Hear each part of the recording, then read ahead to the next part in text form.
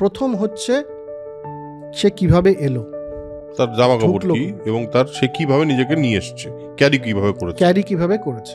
College interview, job interview ইত্যাদি সমস্ত রকম ইন্টারভিউ নিয়ে দেশে বিদেশে প্রায় 10-12টা ইন্টারভিউ আমি দিয়েছি জীবনে, আর কমপক্ষে 1000খানা ইন্টারভিউ নিয়েছি।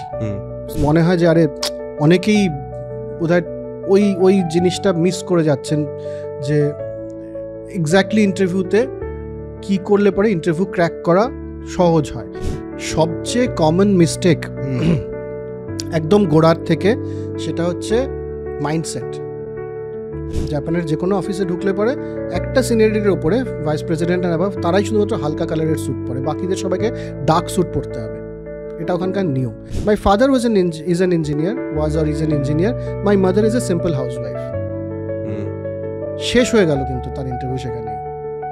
কেন সিম্পল হাউসওয়াইফ বলো? What is so simple about being a housewife? কোনো নেই, জাস্টিফিকেশন নেই যে সে বেঙ্গলি মিডিয়াম থেকে এসছে, কি সে হিন্দি মিডিয়াম থেকে এসছে, কি কোথা থেকে এসছে, বা ইংলিশেও মানে কনভেন্টে পড়েছে কিন্তু তার কমিউনিকেশন ভালো নয়, ডাজন্ট ম্যাটার।